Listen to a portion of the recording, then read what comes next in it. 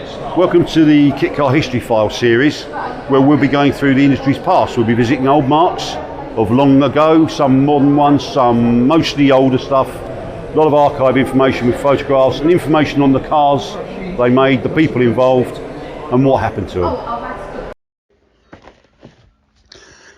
Hi, welcome to the Total Kitcar YouTube channel for another episode of the Total Kitcar History Files. My name's Steve Holt, editor of TKC Mag and totalkitcar.com, and I'd like to warmly welcome you to our humble little channel. If you've been here before, you'll know what we're all about here. We highlight and inform and reawaken interest in kitcar marques and cars of the past, as well as covering the great people and the incredibly talented designers that have graced our industry in the last 75 years now. 1949, when Derek Buckler became the shall we say, the father of the industry, when he started selling replicas of his little chassis kit from his auto test and trials and sprint car. Today, if you're new around here, sorry, beg your pardon, if as I say, warm welcome. If you're new around here, we do cover the industry's great past. And even if you're not new and you're an old hand, I warmly welcome you back once again, and you know about what we do here. So I hope you're going to enjoy this episode, which we're going to get stuck into right away. A company called GP Projects, or alternatively at various times over their existence, were known as GP Speedshop, GP Specialist Vehicles, even I think from the early days, JC Jobber Limited. That was co-founder John Jobber. I think when they belong right at the top table, when the dancing stops and we put our toys away, they'll be regarded as one of the elite manufacturers of our industry. Though they had a 33-year history, which is pretty good going, and it wasn't all milk and honey. They had some tough times during that period.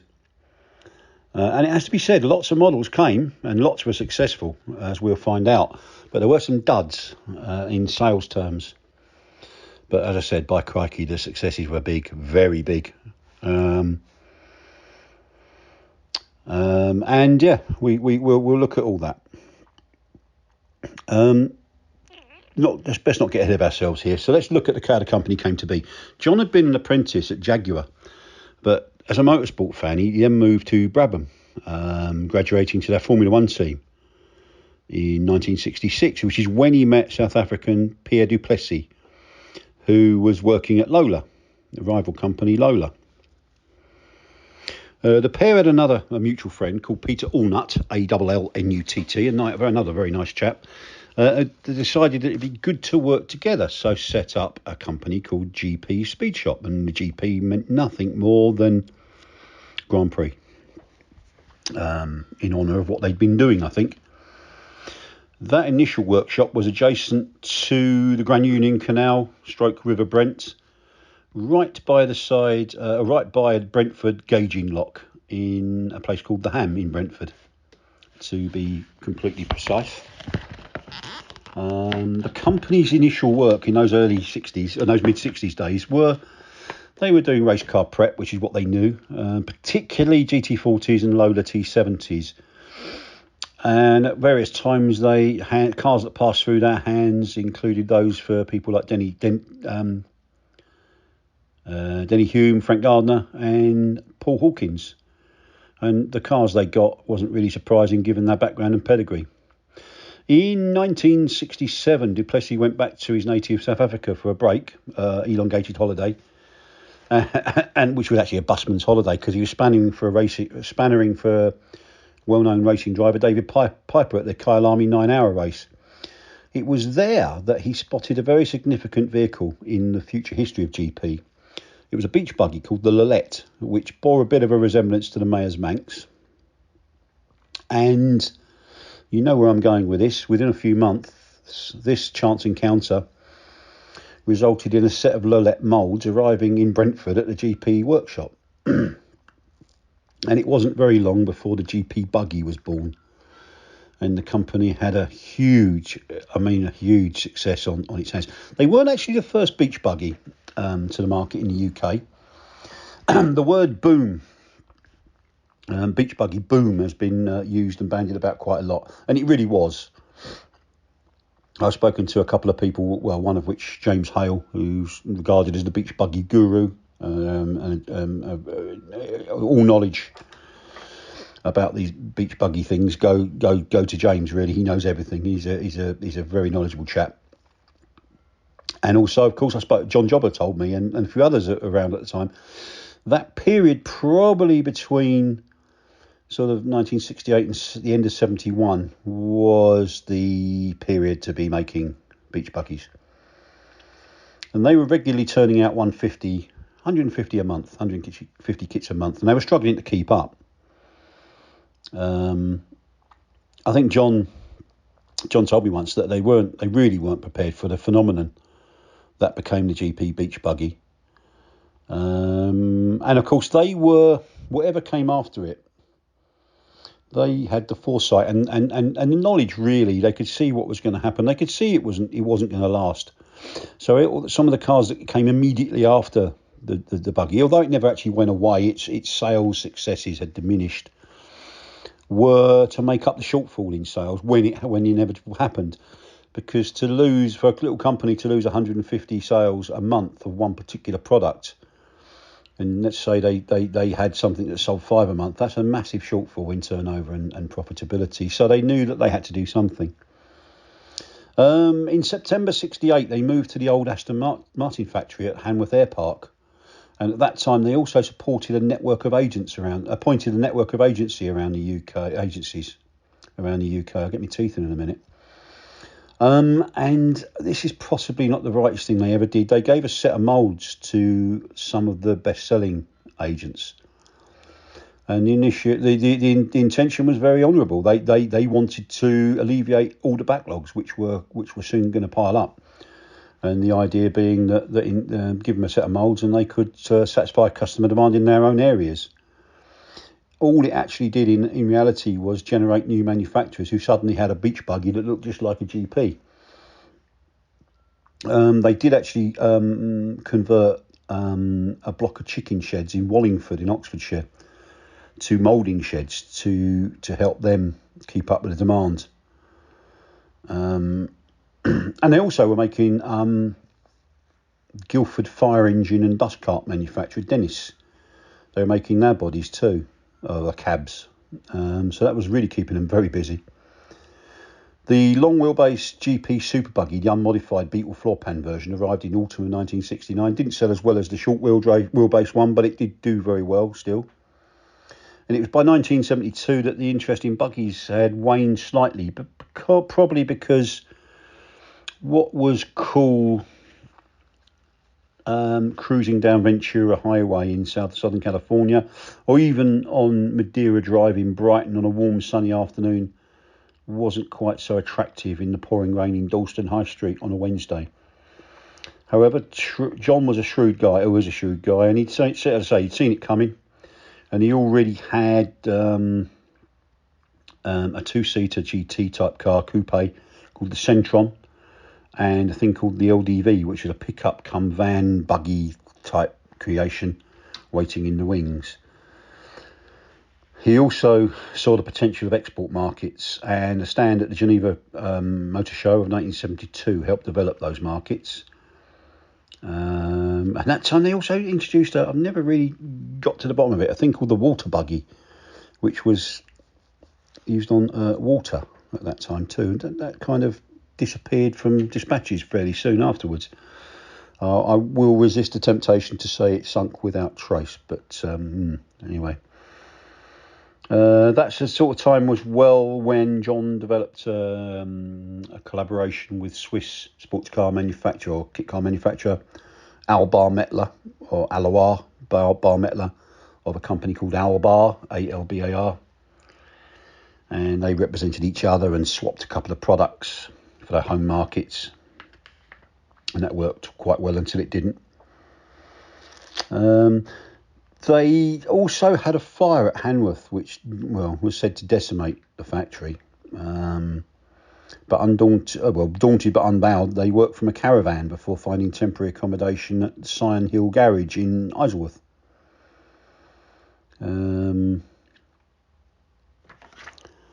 So nothing really could stop them at that end. By the end of 1972, they'd moved to the premises that they spent the largest period of time in, Wharton, Worton Hall Industrial Estate, which notably was the location. Well, it's got quite a good. There's a couple of good stories about that. It was the original location. Well, it was the location of the old Isleworth Film Studios, where movies such as African Queen had been filmed. And GP occupied the old canteen area, all 4,500 square foot of it. Ironically, again, with another film connection, or certainly media connection, that site is now part of the Sky TV studios headquarters, call it what you will, which is quite interesting. At the tail end of 1973, Jobber and Duplessis renamed the company GP Concessionaires. And the range at that time was made up of the Buggy, the Super Buggy, the LDV, a car called the Ranchero, and other bits and pieces coming along. Jobber took 6 months off at that time, and he used the time to gain his pilot's license. And when he returned, Duplessis departed and went back to live in his native South Africa, although sadly, tragically, developed peritonitis, and I think he died soon after that, really, which is a real shame. He was a nice chap, by all accounts. I remember John used to speak very fondly of him. The business was affected, like many others, by the recession in the early 70s, in 1973, really, with the 3-day week and God knows what else, power cuts and goodness knows what was going on in England. Early 74, a merchant bank purchased the company, although they retained Jobber as managing director. Sales had slowed again, but the introduction of a range of styling parts of a VW Beetle nature helped cover that shortfall, and they became big players in that market. Not as big as nearby Brentford. Where were they? Very nearby, and I can't think of the place where they were based, Cartoon, but they were still notable in sales terms, put it that way. They then, that summer, again, another interesting story, GP's glass fibre laminating division moved to what was then the vacated Marcos factory in Westbury. Because that was the period when Marcos or Gem, well, they'd gone into liquidation or were about to, and Gem ceased trading. So that site was empty, so Jobber filled it. March 75, even though sales had begun to increase and business was getting back on its feet, the bankers suddenly took flight and he wanted out. In which case Jobber took over ownership of the company again, but he changed the name to GP Concessionaires Limited. With, again, the same product range, really. It was the same product range. Then came again. They were never afraid to bring unusual cars or vehicles, I should say, or devices into their range.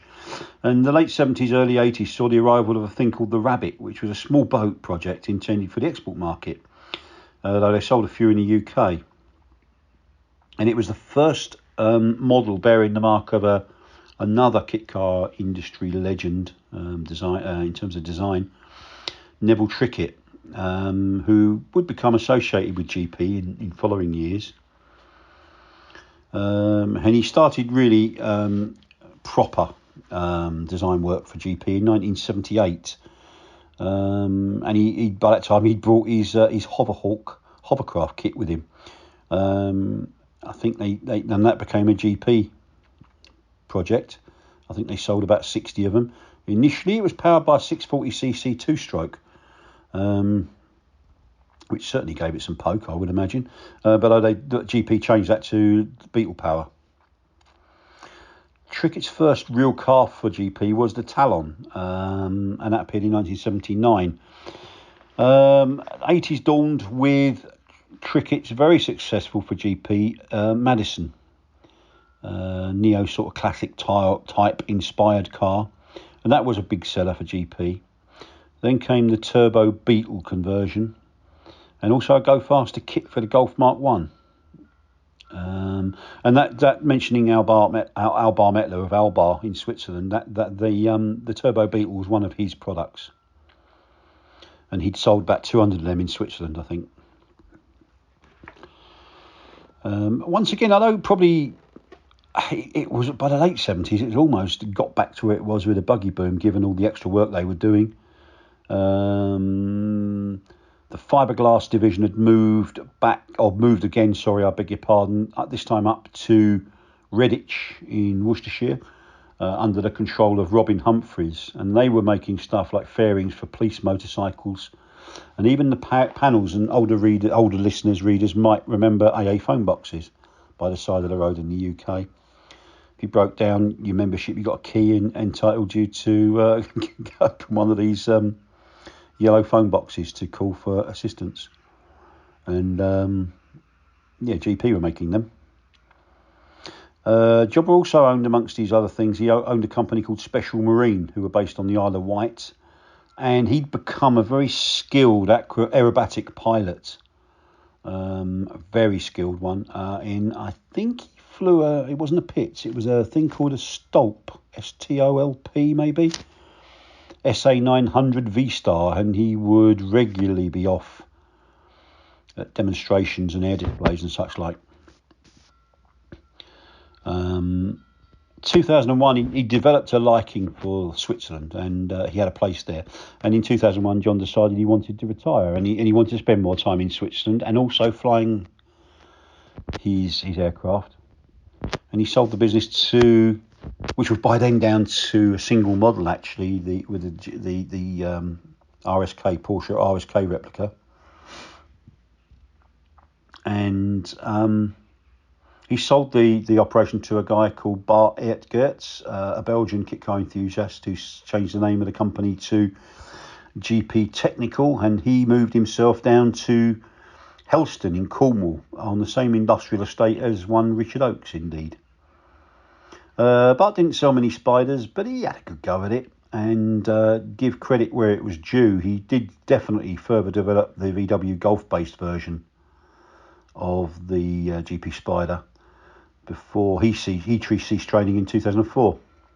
I think he built at least one of those, and that must be quite a serious bit of kit, that. But let's go through some of the GP models while we're still here, and the clock catches up with me. GP Alpine and Super Buggy. Like the Super Buggy, as I mentioned, was a long wheelbase version of the standard Buggy on an unmodified Beetle floor pan, and it featured a few styling revisions, notably at the rear, and of course could carry 4 people. Launched at the Specialist Sports Car Show in January 1970, January 1970. And it had an addition of a full-sized engine cover, and that gave it German TUV regulation compliance. Various Mark II, a Mark II version in 1975 had a tub that was more similar in style to the GP LDV. Mark III came along in 1977, August to be precise. That had a new bonnet, and various other bits and pieces. And I think about 1,600, went for a few hands, that car. And I think about 1,600 of them were produced over the years. That is an insignificant number, really, unbelievably, compared to the sales success of the standard GP Buggy, the one that was inspired by the Lolette that Duplessis had seen in South Africa, and over 4,000. I think 4,200 is a good number. And they'd sold 1,700 of the Mark 1s before a Mark II version came along in 1977. So they were really doing quite well with that. Hardtop version of it really was we've heard of the Ranchero, and that effectively was a hardtop version of the Buggy, really. Certainly the GP Buggy is one of the most significant kit cars to be sold in the UK. That is without doubt, given those numbers. There's also a very good story of about a Boxing Day race at Brands Hatch on Boxing Day, I think 1968 perhaps.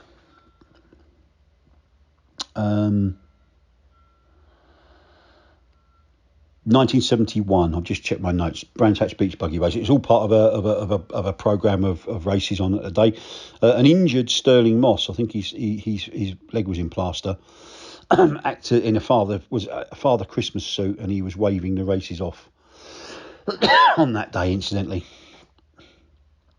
John told me about that race once. It was a real hoot. But everybody apart from the GP team of Duplessis, Jobber, and their employee Mick Brown were cheating. Apparently, there was Big Bore.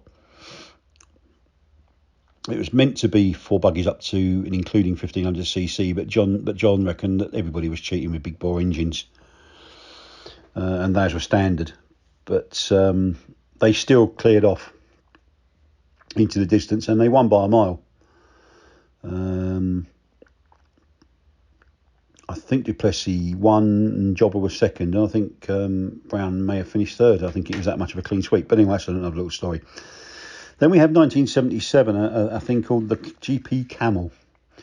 Not one of the most successful cars. Only 3 were sold, for 1 year only. It was a revised take on the Kubelwagen that Neville Trickett had created for the Barbados Motor Company as a hire car vehicle, a holiday hire car vehicle. And as they hadn't collected it, Jobber put it in production as the Camel. It wasn't successful. The Centron was one that they'd really bet the farm on. They could see the buggy boom coming to an end, and they wanted to have something that would be a very attractive car. So it was created by Duplessis and former Unipower engineer designer, a guy called Valdair Bryan. And even though Car Mechanics and Hot Car and Popular Motoring had kind of shared a build story on the project in their magazines, it never really, it didn't take off at all, and only 12 were made. Although John was always a bit off about that. He felt he should have done a lot better, given the pedigree of the people designing it. And of course, there was a Centron 2 that came along a few years later that did even worse. Only 4 of those were made. And it was just a revised Centron with a modified door mechanism and a Ford Escort windscreen. But visually, it was quite similar, but it didn't do any better. They also offered, we've jumped ahead of ourselves a bit, I'm going in alphabetical here really, rather than the numerical order, which is what I should have done. The Kubelwagen was devised by Neville Trickett, although the Camel version, the thing that came to Camel was slightly different. He actually had done a replica of the Kubelwagen under his own auspices. And several of those were used by the production company responsible for the film A Bridge Too Far, incidentally. And GP Projects duly marketed that and sold about 30 of them, I think. It ended up with, one of the owners in subsequent years was GT Mouldings, James Hale. I think he only produced one though, and he sold it on to a guy in Ayrshire. I think that project ended up in Norway, but that just shows that's useless information for you. Anyway, the GP LDV was a 1970 product. Nothing to do with the erstwhile defunct van makers, LDV. This is a beach buggy. I mentioned it earlier. It was a pickup come beach buggy come van, standing for light delivery vehicle. Although quite a few surfers used to nail a surfboard to the top of it and go down to Newquay and such places with it. Had an Austin A40 rear window, used as a windscreen, which you couldn't get away with nowadays. Decent load area as well. They probably made 200 of them, I think. In fact, John told me that. So whether that's true, I would trust John to tell me that. The GP Madison we mentioned, and that was very good. That was sold again by Neville's own firm, Ground Effect Developments. John saw its potential and turned it into a GP product. It was a modified Beetle floor pan, and it was a Packard. It wasn't a replica, but it was inspired by Packard. And that long bonnet was ideal for a front engine fitment. So initially, although it was Beetle based, the Cortina based version did arrive in 83. And then indeed it was the latter that was taken over by a Malaysian stroke Australian company called Bufori, who market it as a fully built cars in the Far East, I think, Malaysia. A coupe version came along in 1983, and that I thought was a rather handsome car, but Whereas I think 900 Madison's open top ones were sold, only 10, I think, of the coupe, which was very strange, I thought.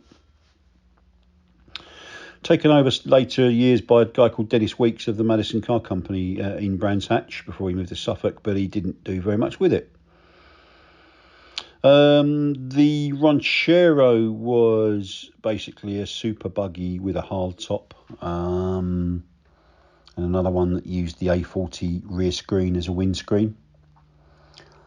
The Turbo Beetle we've talked about, 150 by the way, 150 GP Rancheros were sold. The GP Turbo Beetle, Albar Metler did over 200 in Switzerland. I'm not sure how many John did, maybe 20, 25. The Talon was an important car for GP. That one came along in 1979. Now that was Neville Trickett designed, modern two-seater, gull-wing doors no less. Still based on VW Beetle floor pan. In the Mark 1 form, 30 of those were sold. And then a revised Mark 2 came along, which sharpened things up a bit and gave more room in the cockpit. And generally had a little bit of a tidy up, really. And about 120 of those were sold. We've got to talk about the GP Spider. This is another, along with the GP Buggy. The Spider is the 718 RSK replica on a chopped VW Beetle floor pan devised by Neville Trickett, who'd actually before that had created a beautiful one-off nut for nut correct Spider based with Porsche parts and a Porsche 911 engine fitted, no less. Again, that was something that he offered to John, who saw the potential in about 1982. And ran with it from there. They did. There was one with an RS60, an RS60 style screen that enabled a fitment of weather gear. That's an option. Various sales figures have been bandied about. I mean, I've heard figures anything from 250 to 1500.